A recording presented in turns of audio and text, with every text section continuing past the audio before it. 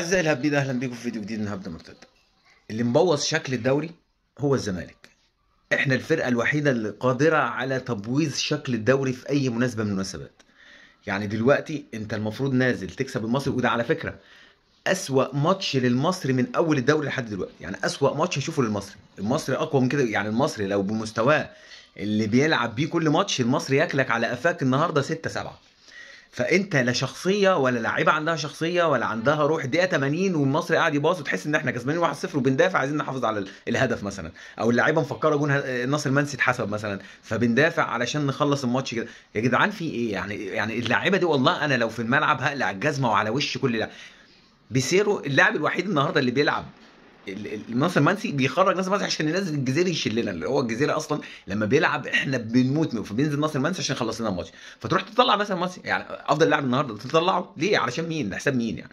بعدين يعني اي حد بيلعب ب 3 4 3 بيلعب بثلاثه ورا، ده عشان الباكين يبقوا طايرين. انت موقف 5 6 ورا طول الماتش، حتى بعد الدقيقه 80 المفروض انت ضاغط ضاغط ضاغط. ده انت لو بتلعب فرقه درجه رابعه وكسبانه 1-0 هتضغطك من الدقيقه 80 للدقيقه 94 او حسب ما يحسب وقت بدل ضايع. فانت النهارده يعني من الدقيقه 80 اللعيبه بتلعب براحتها، مفيش حد بيضغط، في برود، في يعني الواحد قاعد، يعني الواحد عنده حماس وهو بيتفرج على الماتش، يعني احسن من اللعيبه اللي بتلعب في الملعب.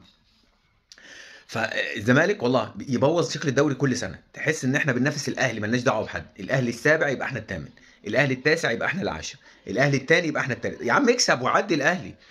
عندك 6 ماتشات، اكسب في ال6 ماتشات ونافس على الدوري. يعني احنا كان طموحنا ان احنا بننافس على الدوري، هنكسب ال6 ماتشات الجايين فهننافس على الدوري ده. احنا اصلا مش مهيئين ننافس على المركز الثالث، مش الثاني، لا الثالث. يعني حتى الثالث هيروح مننا. يعني بقينا مش فاهم انا في ايه. يعني مش هي. يعني انا لما بتفرج على الاهلي مثلا، اللعيبه اللي بتحتفل بالهدف مثلا تلاقي بن شرقي، تلاقي امام عاشور، تلاقي جراديشار، تلاقي وسام ابو علي، تلاقي فرقه حتى في الاحتياطي، تلاقي فرقه بتحتفل، في لعيبه بتحتفل. تبص على بيراميدز تلاقي بلاتي توريه، تلاقي فيستومايلي، تلاقي مصطفى فتحي، تلاقي اوباما، تلاقي من بره رمضان صبحي، تلاقي بلاتي توريه. تحس ان في لعيبه بتحتفل. انت لو جبت جون، ده لو جبت جون مين هيحتفل عنك؟ الزناري ولا مصطفى شلبي ولا الجزيري؟ يعني حتى اللعيبه مفيش شكل. يعني انت بتبص على الاحتياط النهارده مفيش دقه خالص. بتبص على اللعيبه اللي بتلعب في الملعب مفيش يعني احنا بقينا نعلق املنا كلها على مصطفى شلبي يكون فايق شويه فيلعب لنا كام كره فنكسب. الشكل ده الزمالك هيفنش الخامس والسادس. الخلاصه ان الزمالك عايز 19 لعيبه عشان يقدر بس ان احنا لما نلعب كونفدراليه ما نبقاش ملطشه في المجموعات. هي دي الخلاصه، صح؟ سلام.